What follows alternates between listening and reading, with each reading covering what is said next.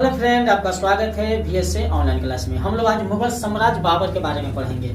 मुगल साम्राज्य बाबर के बारे में जितना हो सके जानकारी आज के क्लास में हम लोग लेंगे। पहले देखिए, मुगल वंश का संस्थापक कौन था। यानी मुगल वंश का संस्थापक कौन था? तो बाबर था। मुगल वंश का संस्थापक कौन था? बाबर था। बाबर हो गया। बाबर का पूरा नाम क्या था? यानी अगला सवाल है, बाबर का पूरा नाम क्या था? तो बाबर का पूरा नाम जहरीद्दीन मोहम्मद बाबर था। यानी जहरीद्दीन मोहम्मद बाबर था। बाबर का जन्म कब और कहाँ हुआ था? यानी बाबर का जन्म कब और कहाँ हुआ था? तो बाबर का जन्म 14 फरवरी 1483 ईस्वी को फरगना में हुआ था। यानी 14 फरवरी 1483 ईस्वी को फरगना में हुआ था।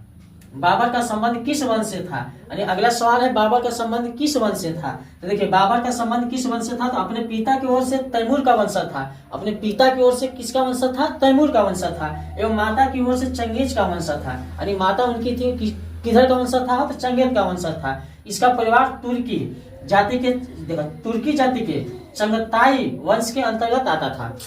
इसका परिवार तुर्की जाति के चंगताई वंश के का अंतर्गत आता था। अगला देखिए, अगला है, बाबर की माता और पिता का नाम क्या था? अगला क्वेश्चन है, बाबर के माता और पिता का नाम क्या था? तो माता का नाम कुतलुग निगार खानम तथा पिता का नाम उमर शेख मिर्जा था। माता का नाम क्या था? कुतलुग निगार खानम तथा पिता का नाम क्या था? तो उमर शेख मिर्जा था। अगला देखिए, बाबर का फरगना का शासक कब बना? यानी बाबर जो थे फरगना का शासक कब बने थे? तो बाबर 1494 ईस्वी में कब बना था? फरगना का शासक बना था। भारत पर आक्रमण करने के लिए ना बाबर को किसने निमंत्रण दिया था? यानी भारत पर आक्रमण करने खातिर बाबर को किसने निमंत्रण दिया था? तो लाहौर के गवर्नर दौलत खान लोधी ने। यानी लाहौर के जो गवर्नर था कौन था? दौलत खान लोधी ने। उसने ही अपने पुत्र के द्वारा ना, पुत्र का क्या उन लोग का नाम था? दिलावर खां एवं आलम खां। उनका पुत्र का क्या नाम था? दिलावर खां एवं आलम खां को भारत पर आक्रमण करने के लिए निमंत्रण लेकर बाबर के पास क्या किया गया था? भेजा गया था। किसने भेजा था? तो गवर्नर दौलत खान लोधी ने। अगला देखिए, दौलत खां के अतिरिक्त और किसने बाबर को, देखिए दौलत खां के अतिरिक्त किसने बाबर को यानी भारत पर आक्रमण करने के लिए निमंत्रण दिया था? तो दूसरा कौन था? मेवाड़ का शासक राणा संगा ने। मेवाड़ के शासक राणा संगा ने भारत पर आक्रमण करने के लिए बाबर को भी वो निमंत्रण भेजा था। चलिए अगला देखिए, अगला दिया है, भारत पर बाबर का 5वां एवं अंतिम अभियान कब और किसके विरुद्ध था? यानी भारत पर बाबर का यानी 5वां एवं अंतिम अभियान कब और किसके विरुद्ध था? तो 1526 ईस्वी में इब्राहिम लोदी के विरुद्ध में था। भारत में मुगल वंश की स्थापना कब हुई थी? यानी भारत में मुगल वंश कब आया था? यानी 1526 ईस्वी में मुगल वंश भारत में आया था। बाबर ने किसे हराकर भारत में मुगल वंश की नींव डाली? यानी बाबर भारत में किसको हराकर भारत में नींव डाली? तो इब्राहिम लोदी को हराकर भारत में क्या किया? बाबर नींव डाला। पानीपत की पहली लड़ाई कब और किनके बीच हुई थी?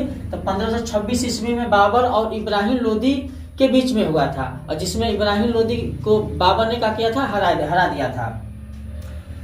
देखिए दिया है, इनके इब्राहिम लोदी के पराजित हुआ और इस प्रकार भारत में मुगल साम्राज्य की नींव पड़ी। यानी 1526 ईस्वी में बाबर और इब्राहिम लोदी के बीच इसमें इब्राहिम लोदी पराजित हुआ और इस प्रकार भारत में मुगल साम्राज्य की नींव पड़ी। पानीपत की पहली लड़ाई में बाबर ने किस युद्ध नीति का प्रयोग किया था? तो तुलगना युद्ध नीति का प्रयोग किया था।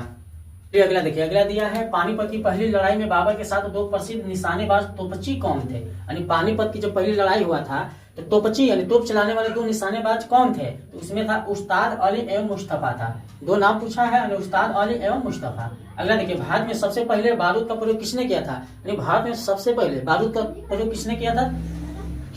तो सॉरी, यहाँ का होगा बाबर। कौन किया था? बाबर ने। सबसे पहले बारूद का प्रयोग किसने किया था भारत में? तो बाबर ने।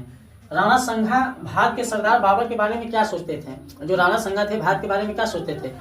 वे सोचते थे कि बाबर लोधी सुल्तान को हराकर लूट का धन लेकर अपने काबुल वापस चले जाएगा। वो यही सोचते थे उनके बारे में। बाबर का राज्य कब कहाँ हुआ था? तो बाबर का राज्य 27 अप्रैल और 1526 ईस्वी को दिल्ली में हुआ था। खनवा का युद्ध कब और किसके बीच में हुआ था? तो खनवा का युद्ध, अगला सवाल है, खनवा का युद्ध कब और किसके बीच में हुआ था?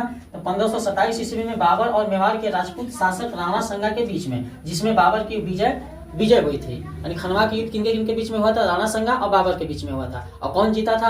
और कौन किसका विजय हुआ था? तो बाबर का विजय हुआ था।